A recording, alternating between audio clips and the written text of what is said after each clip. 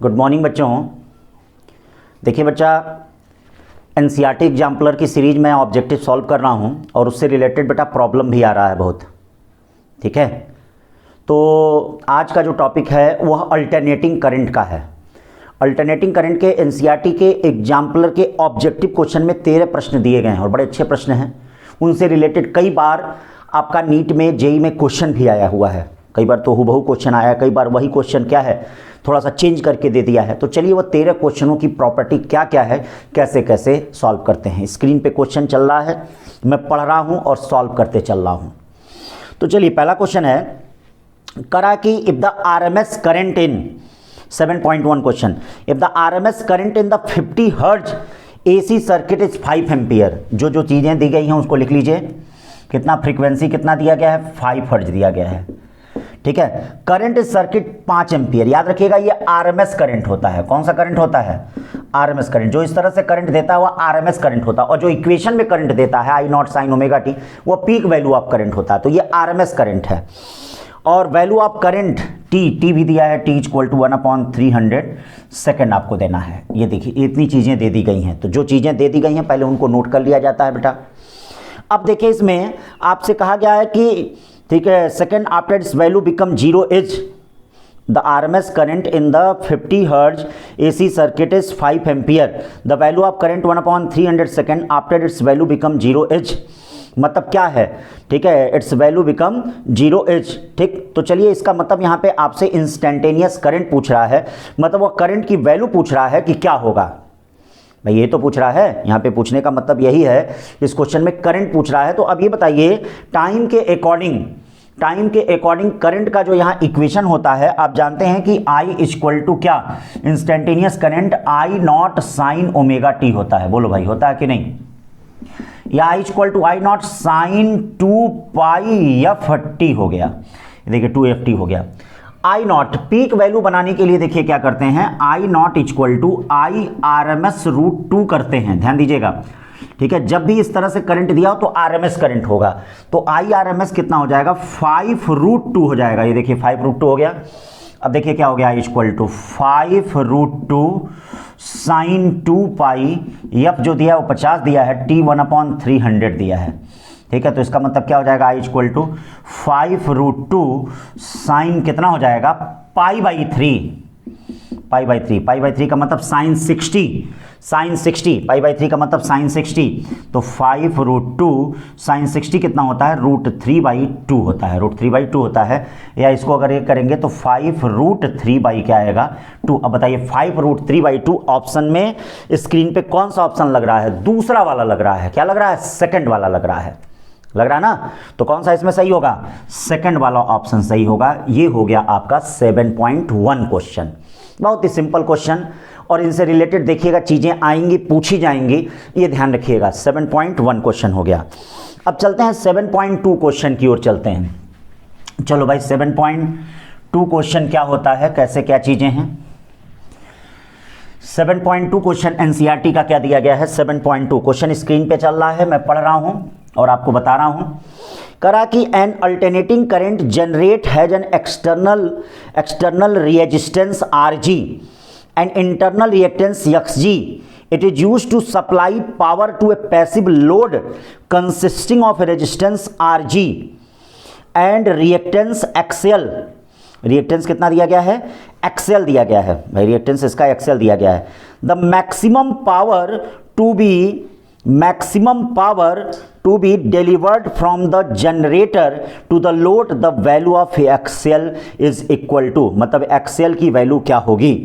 तो आपको यह पता है कि जैसे टोटल रिएक्टेंस इस सर्किट का क्या हो जाएगा, टोटल रिएक्टेंस, ध्यान दीजिए, टोटल रिएक्टेंस इस सर्किट का क्या हो जाएगा, ये हो जाएगा आपका XL प्लस XG हो जाएगा। क्यों भाई, ये तो हो जाएगा, RG नहीं होगा। Alternating generator internal resistance RG and internal reactance, तो रिएक्टेंस आएगा चूंकि एसी का क्वेश्चन है ना। ठीक है, use to supply power passive load consisting, तो लोड RG है लेकिन उसका रिएक्टेंस कितना है, XL है। तो टोटल रिएक्टेंस कितना हो जाएगा इस सर्किट का, XL प्लस XG हो जाएगा।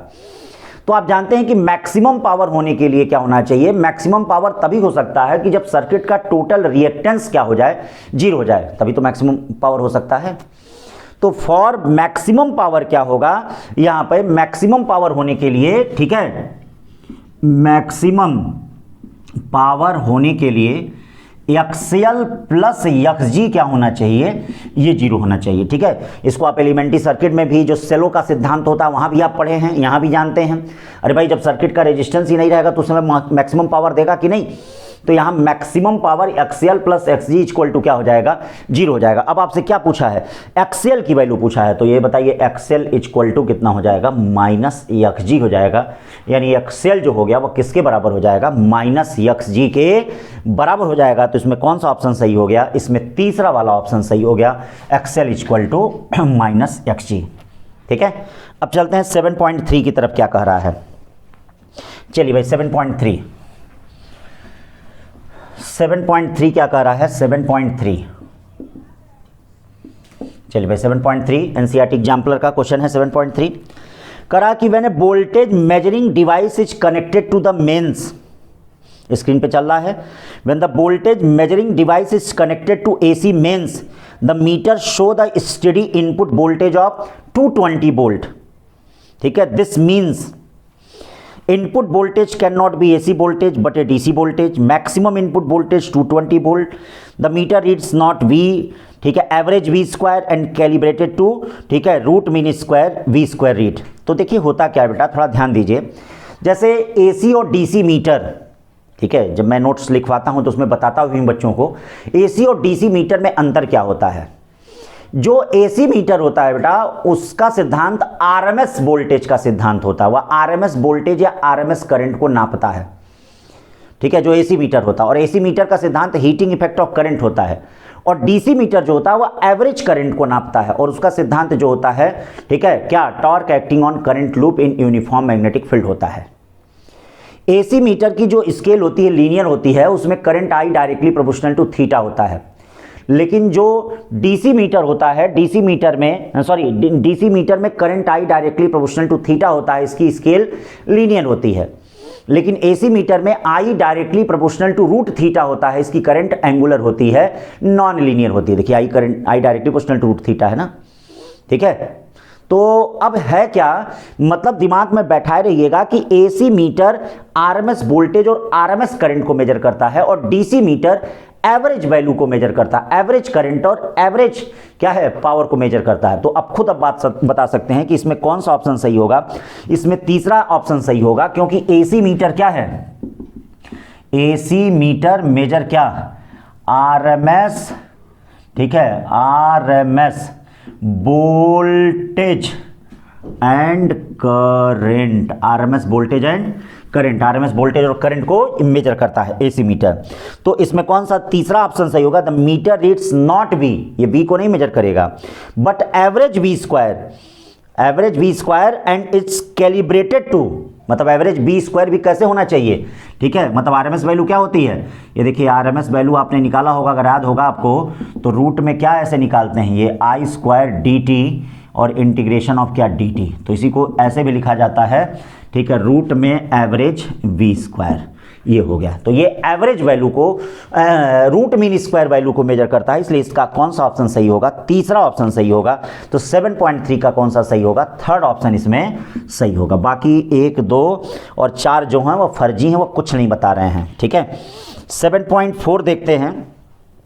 7.4 क्या कर रहा है, 7.4 कह रहा है कि to reduce the resonant frequency, देखिए 7.4 कह रहा है to reduce the resonant frequency in LCR series circuit with generator, LCR series circuit with generator. ठीक है, LCR series circuit with generator. तो पहले रेजोनेंस फ्रीक्वेंसी जरा देख लेते हैं क्या होता है। तो चलिए भाई, रेजोनेंस फ्रीक्वेंसी आप सभी को लोगों को मालूम होगा, या फिर इक्वल टू 1/2 पाई 1/√LC होता है। बोलिए भाई, तो क्या कर रहा है, ठीक है, रिड्यूस द रेजोनेंट फ्रीक्वेंसी, मतलब रेजोनेंट फ्रीक्वेंसी कब घटेगा, जब L और C की वैल्यू बढ़ेगी, तभी तो भाई फार्मूले से पता चल रहा है। अब ऑप्शन पढ़ते हैं, the generator frequency should be reduce. नहीं, जनरेटर फ्रीक्वेंसी से कोई फर्क नहीं पड़ता है। देखिए फ्रीक्वेंसी एल और सी पे डिपेंड करती है, तो जनरेटर फ्रीक्वेंसी से कोई फर्क नहीं पड़ने वाला है। Another capacitor should be added to parallel to the first. अगर पैरेलल में कैपेसिटर जोड़ देंगे C equal to C plus, ठीक है, मतलब पैरेलल में जोड़ देंगे C प्लस, ठीक है, C प्लस कुछ भी C डैश, तो बताइए नेट कैपेसिटेंस बढ़ जाएगा कि नहीं पैरेलल में जोड़ेंगे? तो भाई अगर पैरेलल में जोड़ेंगे तो नेट कैपेसिटेंस बढ़ जाएगा कि नहीं? और अगर नेट कैपेसिटेंस बढ़ जाएगा तो उस दशा में फ्रीक्वेंसी क्या होगी यहाँ पे, ये बताइए, रिड्यूस हो जाएगी। तो क्या आपने दूसरा ऑप्शन पा लिया कि नहीं? Another capacitor should be added in parallel to the first. तीसरा क्या करा है, the iron core of inductor should be remove. नहीं, ऐसा नहीं कुछ है, ठीक है, इंडक्टर रिमूव करने से ऐसा कुछ नहीं होगा। इंडक्टर की वैल्यू बढ़ाओ, रिमूव मत करो, उसकी वैल्यू बढ़ाओगे तब जाके ये घटेगा। Dielectric in the capacitor should be remove. अगर डाइलेक्ट्रिक मीडियम घटा निकाल देंगे तो कैपेसिटेंस की वैल्यू तो क्या होगी, घट जाएगी। जब कैपेसिटेंस की वैल्यू घट जाएगी तो फ्रीक्वेंसी बढ़ेगी, डिक्रीज नहीं करेगी, ठीक है ना। हाँ, इसमें एक अगर ऑप्शन ये भी रहता कि डाइलेक्ट्रिक मीडियम इंसर्ट कर रहे हैं तो कैपेसिटेंस बढ़ेगा, तो जब कैपेसिटेंस बढ़ेगा तो फ्रीक्वेंसी क्या है, घटेगी, वो भी ऑप्शन सही रहता। तो इसीलिए इसमें कौन सा सही है, दूसरा सही है। 7.4 का कौन सा सही है, दूसरा सही है। देखिए कितने छोटे छोटे कॉन्सेप्चुअल और मस्त प्रॉब्लम आते हैं, लगाएंगे तबीयत खुश हो जाएगी। अब चलते हैं 7.5 पे। अब देखिए इस तरह का क्वेश्चन नीट में क्या है, एकदम हूबहू छापा था। 7.5 नीट में भी, जेई में भी है, एकदम हूबहू क्वेश्चन ही उतार दिया था। 7.5 क्वेश्चन देखिए क्या कह रहा है। 7.5 question, to reduce the resonant frequency in LCR series circuit, sorry 7.5 question, which of the following combination should be selected for better tuning of LCR circuit using for communication. तो कह रहा बेटर ट्यूनिंग। बेटर ट्यूनिंग किसका होगा बेटा, जिसका quality factor ज्यादा होगा। जिसका क्वालिटी फैक्टर ज्यादा होगा वही बेटर ट्यूनिंग प्रोड्यूस करता है। अब क्वालिटी फैक्टर क्या होता है, ये देखिए क्वालिटी फैक्टर जो होता है एक्सेल रेजोनेंस का अपॉन आर होता है, यक्सी रेजोनेंस का अपॉन आर होता है, FR अपॉन बैंड विड्थ होता है, ठीक है, ये होता है, और 1/R रूट में L/C होता है। मतलब क्वालिटी फैक्टर ज्यादा तभी हो सकता है जब RC कम हो और L ज्यादा हो। तो अब देख लीजिए चारों ऑप्शनों में किसमें आपका R और C सबसे कम है और L ज्यादा है। अब जैसे देखिए सबको लिखेंगे तो तीसरा ऑप्शन हम देख रहे हैं, R इक्वल टू 15 ओम है, L इक्वल टू 3.5 हेनरी है और C इक्वल टू 30 माइक्रोफैरेड है। एकदम सेम यही क्वेश्चन नीट में उतार भी दिया था, एकदम सेम।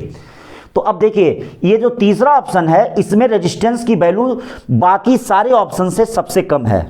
इसी ऑप्शन में कैपेसिटेंस की वैल्यू बाकी सारे ऑप्शन से कम है, स्क्रीन पे क्वेश्चन देख रहे होंगे।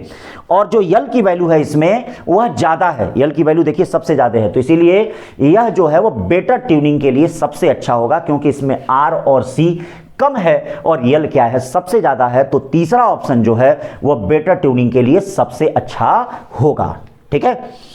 अब चलते हैं 7.6 पे क्या है।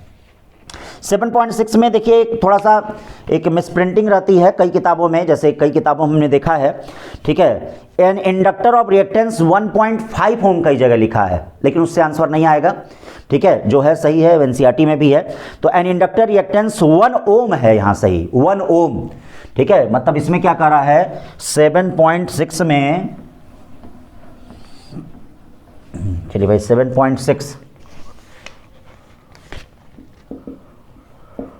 7.6 क्या कर रहा है, करा an inductor reactance XL equal to 1 ohm and resistor का रेजिस्टेंस 2 ओम और वीआरएमएस वोल्टेज दे दिया है 6 वोल्ट। करा पावर बताइए। तो आप पावर लॉस के 3 फार्मूले जानते हैं पावर लॉस का, ठीक है, देखिए VRMS, IRMS, cos phi, VRMS का स्क्वायर इंटू R/Z का स्क्वायर, IRMS का स्क्वायर इंटू R, इतने फार्मूले जानते हैं आप। देखिएगा बहुत इंपॉर्टेंट है, आता है पावर लॉस से क्वेश्चन। तो अब ये देखिए पावर लॉस में आपका क्या दे दिया है, VRMS दे दिया 6 का स्क्वायर, रेजिस्टेंस दे दिया है 2 और एक्सेल 1 है, 1.5 ओम नहीं है, जहां होगा उसको 1 ओम कर लीजिएगा, ठीक है। तो अब Z निकालेंगे, Z क्या होगा आर स्क्वायर प्लस एक्सएल का स्क्वायर, क्यों भाई यही तो होता है एलआर सर्किट में, ठीक है। अभी क्या हो जाएगा, ये 72 हो गया, ये देखिए 72 आर कितना हो जाएगा, 2 दूनी 4 1 5 5। अब इसको डिवाइड करेंगे तो 14.4 वाट आएगा। 14.4 वाट कौन सा ऑप्शन है बेटा, ये आपका कौन सा ऑप्शन है, ये तीसरा वाला ऑप्शन सही है। तो 7.6 का कौन सा सही है, तीसरा सही है। चीज़ों को समझ रहे हैं ना, कितने बेसिक चीज़ें दी गई हैं, ये ध्यान दीजिएगा। फिर चलते हैं 7.7 की ओर चलते हैं। किस पे चलते हैं, आइए 7.7 की ओर चलते हैं। चलो भाई 7.7 की ओर चलते हैं। चलिए 7.7 की ओर चलते हैं। क्या करा 7.7 करा, the output of a step down transformer is measure to be a 24 volt. ये देखिए हमेशा आरएमएस वैल्यू देता है वोल्टेज का, तो आउटपुट जो वोल्टेज दिया है वीआरएमएस वह कितना दिया है, 14 वोल्ट दिया है, सॉरी 14 वोल्ट दिया है, और मतलब जो भी हो, ठीक है। और 12 वाट इसका पावर दिया है, मतलब वोल्टेज, ये पावर लिख लीजिए, पावर कितना है, 12 वाट है।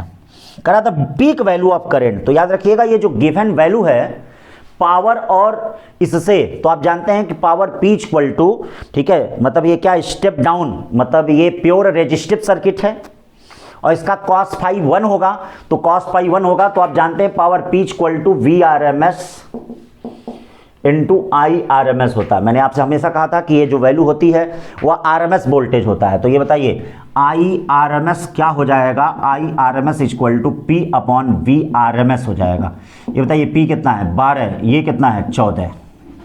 बोलिए भाई, ये तो हो गया आर एम एस वैल्यू कितनी हो गई, 12 अपॉन कितनी हो गई, 14 हो गई, 12 upon sorry power P equal to क्या होता है, power P equal to V R M S, तो ये क्या हो गया आपका 12 अपॉन कितना हो गया, 14 हो गया, ठीक है, सॉरी 24 है, सॉरी 24 है, तो ये हो गया 1/2 एम्पियर।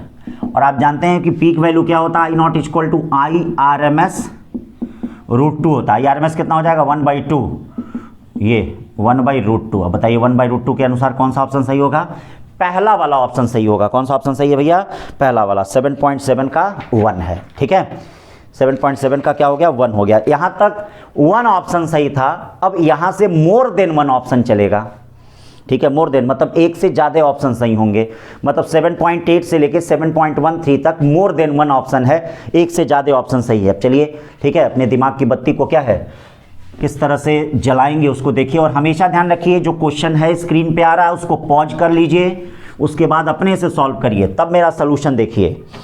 अब देखिए 7.8 क्या करा है कि as the frequency of circuit increase the resistance the current first increase then decrease, what combination of circuit element is most likely to compromise the circuit inductor and capacitor. तो देखिए जरा इंडक्टर कैपेसिटर सर्किट को याद करिए। Inductor capacitor circuit में क्या था, inductor capacitor circuit में ये देखिए एसी से कनेक्ट था, Z equal to XL minus XC आया था। तो ये देखिए Z और फ्रीक्वेंसी के बीच का गैप क्या होता, फ्रीक्वेंसी इंक्रीज, ठीक है, इस तरह से ये पूरा ऐसे होता था। तो अब करंट और फ्रीक्वेंसी में इसको चेंज करोगे तो क्या होगा, उल्टा हो जाएगा, क्योंकि करंट क्या होता है आई इक्वल टू V/Z होता है, ठीक है। अगर करंट क्या होता है आई इक्वल टू V/Z होता है, अगर ये कम होगा तो ये ज़्यादा होगा, ये ज़्यादा होगा तो ये कम होगा, तो करंट और फ्रीक्वेंसी के बीच में ग्राफ क्या हो जाएगा, फर्स्ट इंक्रीज देन डिक्रीज, ठीक है। तो ये आपका एक, ठीक है, इंडक्टर और कैपेसिटर सर्किट में होगा, रजिस्टर और इंडक्टर में नहीं होगा, बना लीजिएगा, रजिस्टर और कैपेसिटर में भी नहीं होगा, ठीक है। फिर रजिस्टर, इंडक्टर और कैपेसिटर में होगा। ये देखिए रजिस्टर जिसमें रेजोनेंस होता है वही होगा। इसमें देखिए, इसमें इंपीडेंस क्या होता है सर्किट का इंपीडेंस Z इक्वल टू क्या होता है रूट में R square plus XL minus XC होता है। और देखिए रेजोनेंस की कंडीशन में क्या होता है, रेजोनेंस की कंडीशन में, ठीक है, मतलब रेजोनेंस की कंडीशन में XL इक्वल टू XC होता है, और तब Z मिनिमम क्या होता है, R के बराबर होता है, Z मिनिमम R के बराबर होता है। और अगर Z मिनिमम होता है तो बोलो करंट क्या होगा, करंट मैक्स इक्वल टू क्या होगा, V अपॉन Z मिनिमम। तो इसका भी जो ग्राफ होता है वो देखिए कैसे मिलता है, ये जेड और फ्रीक्वेंसी के बीच का ऐसे होता है, ये देखिए ऐसे, ये जेड मिनिमम हो गया, ठीक है। और करंट और फ्रीक्वेंसी के बीच क्या होगा, उल्टा मिलेगा, ये देखिए फर्स्ट इंक्रीजेस देन डिक्रीजेस। भाई इंपेडेंस और फ्रीक्वेंसी में फर्स्ट डिक्रीज देन इंक्रीज, ठीक है, थियरी पढ़ाते वक्त बताया भी है। करंट और फ्रीक्वेंसी में first increase then decrease, first increase then decrease. तो इसीलिए इसमें कौन से ऑप्शन सही हैं, 1 और 4 दोनों ऑप्शन सही हैं, 1 और 4 दोनों ऑप्शन सही हैं, ध्यान दीजिएगा 1 और 4 दोनों ऑप्शन सही है, ठीक है। मतलब केवल इंडक्टर और कैपेसिटर या रजिस्टर, इंडक्टर और कैपेसिटर, केवल यही एक सर्किट है, सीएल और एलसीआर सर्किट ही है जिसमें करंट फर्स्ट इंक्रीज करता है और डिक्रीज करता है, ठीक है। अब चलते हैं 7.9 पे चलते हैं। 7.9 क्या कहता है, चलिए भाई 7.9 छोटे छोटे बहुत ही सरल क्वेश्चन दिए गए हैं, एक एक क्वेश्चन को ध्यान दीजिए। चलिए भाई 7.9 क्वेश्चन क्या कह रहा है, ध्यान दीजिए। 7.9 क्वेश्चन, 7.9 क्वेश्चन कह रहा है the alternating current consisting of element in series, the current increase on increasing the frequency of supply, which of the following elements are likely to constitute of circuit, only resistor, only resistor में तो resistance frequency से independent होता है, पहला option तो होगा ही नहीं। Resistance और इंडक्टर में देख लेते हैं, रेजिस्टेंस और इंडक्टर में क्या होगा, I equal to V upon क्या होता है, ये देखिए जेड इम्पिडेंस क्या होता है, R square plus 2 pi F L का होल स्क्वायर होता है। अब बताओ अगर फ्रीक्वेंसी बढ़ाओगे तो करंट घटेगा, घटेगा कि नहीं, तो क्या ये दूसरा ऑप्शन होगा, दूसरा ऑप्शन नहीं होगा। इसमें क्या कर रहा है, करंट को इंक्रीज करने के लिए कर रहा, तो दूसरा ऑप्शन नहीं होगा। अब रेजिस्टर एंड कैपेसिटर सर्किट में चलते हैं, तो रेजिस्टर और कैपेसिटर सर्किट में I equal to V upon impedance क्या होता है, R square plus 1 upon 2 pi F C का होल स्क्वायर होता है। बोले भाई होता है कि नहीं। अब जरा बताओ अगर फ्रीक्वेंसी को आप लोग बढ़ाएंगे, ये नीचे वाली वैल्यू बढ़ा रहे हैं, तो बताइए ये वैल्यू क्या होगी, घटेगी। जब ये वैल्यू घटेगी तो पूरी वैल्यू क्या होगी, घटेगी। और जब ये घटेगा तो करंट क्या होगा, बढ़ेगा। करंट क्या होगा, बढ़ेगा। इसका मतलब यहाँ पे तीसरा ऑप्शन होगा। देख रहे हो कैसे छोटी छोटे कॉन्सेप्ट पे क्वेश्चन दे रहे हैं। फिर क्या करा, ओनली ए कैपेसिटर, केवल अगर कैपेसिटर होता है तो वीसी इक्वल टू क्या होता है, आई एक्स सी, या आई क्या होता है, ओमेगा सी होता है। आई अपॉन क्या होता है, 2 पाई एफ सी होता है। या आई इक्वल टू क्या होगा, 2 पाई एफ सी वी सी। अब देखो यहाँ पे क्या है, I directly proportional to F हो गया, I directly proportional to F है। अगर फ्रीक्वेंसी बढ़ेगा तो करंट भी बढ़ेगा, बोलिए बढ़ेगा कि नहीं, फ्रीक्वेंसी बढ़ेगा तो करंट भी बढ़ेगा। तो इसलिए इसमें कौन सा, चौथा ऑप्शन भी सही होगा। तो इसमें कौन सा हो गया, 7.9 में तीसरा भी सही है और 7.9 में चौथा भी सही है, 3 और 4 ऑप्शन सही हैं। अब चलते हैं 7.10 पे। चलो भाई 7.10 पे चलते हैं। 7.10 पे क्या है, कैसे है, चलो भाई 7.10 क्या कर रहा है, the electric energy the transmitted over a large distance at a high alternating voltage. ठीक है भाई, जैसे मान लीजिए ये पावर हाउस है, पावर हाउस, और ये गली मोहल्ला है, गली मोहल्ला। तो आप जानते हैं कि स्टेप अप ट्रांसफार्मर जो होता है वो पावर हाउस पे रहता है, स्टेप अप ट्रांसफार्मर। और स्टेप डाउन ट्रांसफार्मर जो होता है, स्टेप डाउन, ये आपका हर गली मोहल्ला में रहता है। क्यों भाई, हर गली मोहल्ला में रहता है कि नहीं। स्टेप डाउन वाला जो होता है हर गली मोहल्ला में होता है, और स्टेप अप वाला जो होता है वह आपका पावर हाउस पे होता है। जब भी लाइट को ट्रांसमिट किया जाता है तो हाई वोल्टेज और लो करंट पे किया जाता है।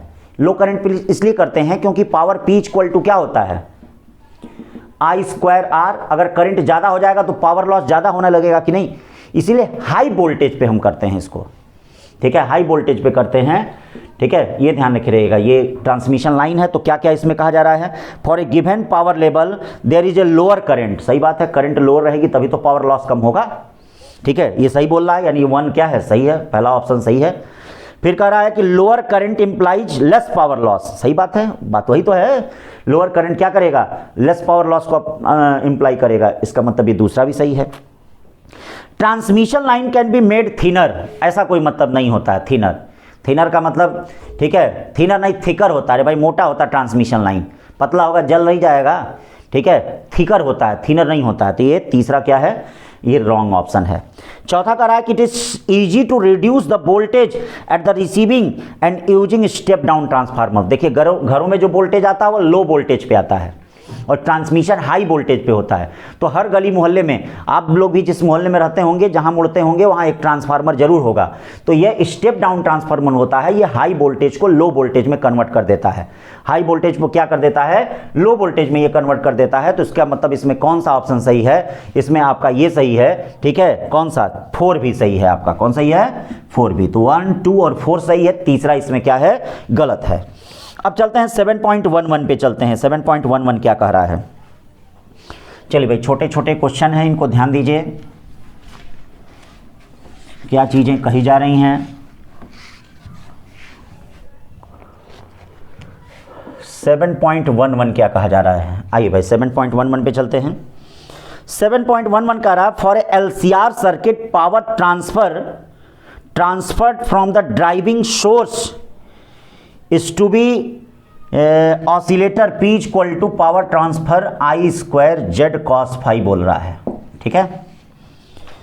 फिर आपसे कहा जा रहा है कि ठीक है, here the power factor cos phi greater than equal than 0, P is greater than equal than 0। तो सही बात है, पावर P cos phi पे ही डिपेंड करेगा। अगर cos phi 0 हो गया तो पावर भी क्या हो जाएगा, 0 हो जाएगा। cos phi अगर ग्रेटर देन 0 हो गया तो पावर भी यहां पे क्या हो जाएगा, ग्रेटर देन 0 हो जाएगा। तो इसका मतलब पहला ऑप्शन जो बोल रहा है वह क्या बोल रहा है, सही बोल रहा है। दूसरा कह रहा है the driving force can give no energy to the oscillator, driving force can give no energy to the oscillator P equal to 0 in some case, ये भी सही बोल रहा है। मतलब अगर सर्किट में पावर क्या हो गया, 0 हो गया, तो ड्राइविंग फोर्स क्या हो जाएगा, गिव नो एनर्जी। जैसे कह रहा है कि अगर शरीर क्या हो गया, मृत हो गया, उसके बाद आप कोई भी दवा खिलाइए तो क्या कोई काम करेगा, कोई भी आप संजीवनी मतलब मल्टीविटामिन ला के डाल दीजिए, अगर मृत हो जाएगा, ठीक है, तो भैया नहीं काम करेगा ना। तो उसी तरह से अगर सर्किट का पावर 0 हो गया और उसके बाद आप कोई भी ड्राइविंग फोर्स दें, ठीक है, तो क्या आता है, driving force can give no energy to the oscillator, ठीक है, P equal to 0 in some case, ये भी सही है आपका, दूसरा पॉइंट भी आपका क्या है, सही है। तीसरा कह रहा था ड्राइविंग फोर्स कैन नॉट, ठीक है, can not siphon out P is less than 0 the energy out of oscillator. मतलब एक बात हमेशा याद रखिएगा, ठीक है, कभी भी जो एनर्जी होती है, पावर जो होता है वह 0 से कम नहीं हो सकता है। मतलब ये पावर लेस देन 0 कभी नहीं हो सकता है, ये कभी नहीं हो सकता है। पावर लेस देन 0 होने का मतलब क्या हो गया आपका, लेस देन 0 होने का मतलब हम निगेटिव में जा रहे हैं, तो निगेटिव में जा रहे हैं तो निगेटिव में तो पावर होने का, और भाई 0 ही उसकी एक्सट्रीम लिमिट है। तो इसीलिए आपका ये तीसरा भी है, the driving force can not siphon out P less than 0। मतलब ड्राइविंग फोर्स जो है अगर P लेस देन 0 है तो कभी भी वह काम क्या है, नहीं करेगा। तो इसका मतलब तीसरा ऑप्शन भी इसमें सही है। चौथा ऑप्शन कह रहा है driving force can take away energy out of the oscillator, driving force can take away energy out of the oscillator, ऐसा कुछ नहीं है। चौथा क्या कर रहा है, गलत कर रहा है, ठीक है भाई। अब चलते हैं 7.12 पे चलते हैं। 7.12 क्या कर रहा है, देखिए इसके बाद 7.12 पे चलते हैं। 7.12 आइए भाई 7.12 7.12 कर रहा है when an AC voltage 220 volt is applied to the capacitor. कोई कैपेसिटर है, उस कैपेसिटर पे 220 वोल्ट AC क्या है, अप्लाई किया जा रहा है, ठीक है। The maximum voltage between the plates is 220 volt. Maximum voltage नहीं, ये तो RMS वोल्टेज है। मैक्सिमम वोल्टेज जो होगा वह क्या होगा, 220√2 होगा, ठीक है, इसलिए पहला क्या होगा, गलत होगा।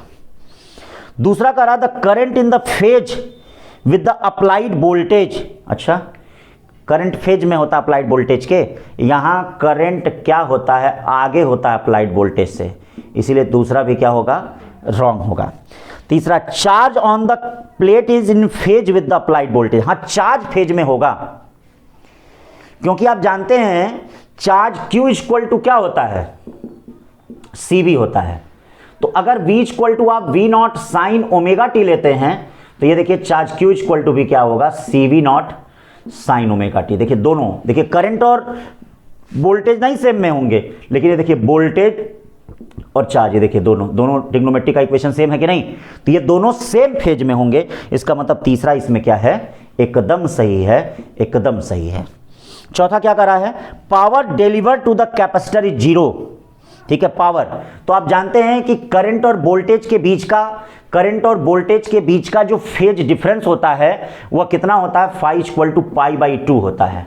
तो ये बताइए पावर कितना हो जाएगा, VRMS IRMS cos pi by 2। cos pi by 2 का मतलब cos 90 का मतलब जीरो, यानी पावर जो हो गया वह क्या हो गया, जीरो हो गया। यानी पावर जो हो गया वह क्या हो गया, जीरो हो गया। इसका मतलब इसमें चौथा ऑप्शन भी आपका क्या होगा, सही होगा। इसका पावर जो हो गया वह क्या होगा, जीरो होगा। तो तीसरा और चौथा दो ऑप्शन इसमें सही है। अब आ जाइए 7.13 पे। चलिए भाई 7.13 पे आ जाते हैं। ठीक है भाई, चलिए 7.13 पे आ जाते हैं कि 7.13 क्या है। एक एक बातों को जैसे बता रहे हैं बेटा उनको ध्यान दीजिए।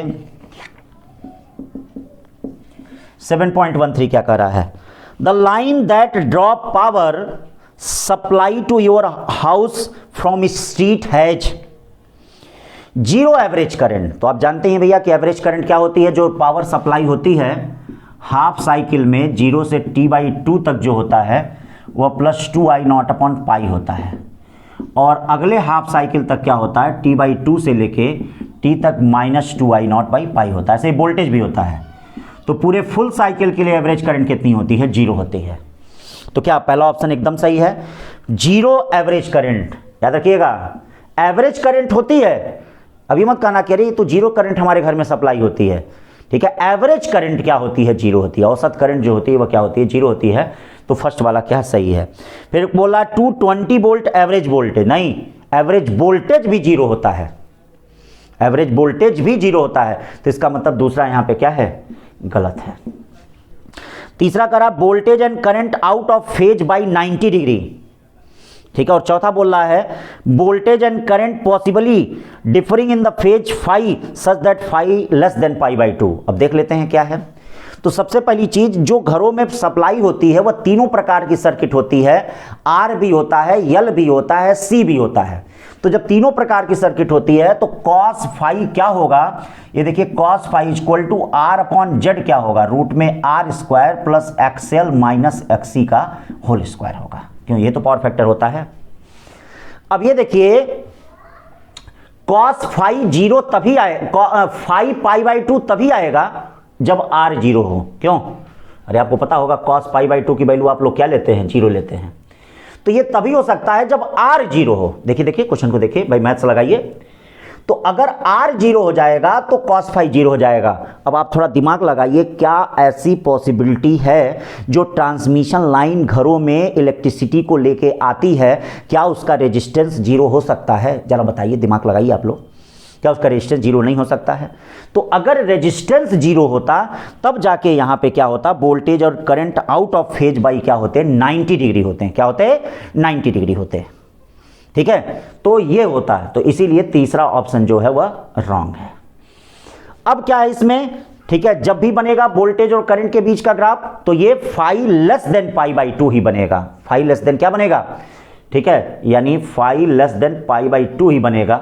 यानी चौथा ऑप्शन जो है वह क्या है, सही है, एकदम सटीक है। ये चौथा ऑप्शन आपका एकदम सटीक है। तो ये आपके 13 ऑब्जेक्टिव क्वेश्चन हो गए एनसीईआरटी एग्जाम्पलर के, जिसमें पार्ट 1 में मैंने आपको बता दिया। ठीक है, आपको मैं बताना चाहूंगा बेटा, concept of competitive physics channel पे मैंने नीट के प्रीवियस ईयर भी अपलोड कर दिए हैं। नीट के प्रीवियस ईयर भी मैंने अपलोड कर दिया है पूरा। ठीक है, सेकंड पार्ट का मैक्सिमम बना दिए हैं। इलेक्ट्रोमैग्नेटिक वेव भी बन गया है, EMW भी बन गया है, मैग्नेटिज्म भी बन गया, मैग्नेटिक इफेक्ट भी बन गया, AC भी। और सेकंड पार्ट के मैक्सिमम मैंने क्या है, एग्जाम्पलर के भी चैप्टर अपलोड कर दिए हैं। तो आप लोग बेटा उनको देखिए, पढ़िए और देखिएगा, उन्हीं में से क्वेश्चन मिलेंगे भी, बनेंगे भी, आएंगे भी। बाकी अभी हमें फर्स्ट पार्ट अपलोड करना है, सेकंड पार्ट के 2-3 चैप्टर और बचे हुए हैं, उनको बनाने के बाद हम फर्स्ट पार्ट पे अपलोड कर देंगे। इसकी चिंता मत करिएगा, बस चैनल से जुड़े रहिएगा, लोगों के बीच में हमारे चैनल को थोड़ा सा पब्लिक करते रहिएगा, ठीक है। आप लोगों से रिक्वेस्ट है बेटा, ठीक है। और जितना हो सके ये ज्ञान जो है, शिक्षा जो है जन जन तक पहुँचे, ताकि ठीक है एक अमाउंट में, एक लार्ज स्केल में इस पूर्वांचल से, इस गोरखपुर से, उत्तर प्रदेश से, इस भारतवर्ष से क्या है डॉक्टर और IATians की फौज क्या है निकले। जो ये बायोलॉजिकल वार और हर तरह के वार, जितने भी तरह के वार हैं, ठीक है, चाहे एटम बॉम्ब से, उन वार से हम लोगों की रक्षा कर सकें। तो बस मकसद मेरा ये है, इस मैसेज को दूर दूर तक लोगों तक बेटा क्या है पहुंचाइए और पढ़ते रहिए, आप अपने लक्ष्य की तरफ केंद्रित रहिए। आपसे यही रिक्वेस्ट है। आज के लिए इतना ही, थैंक यू।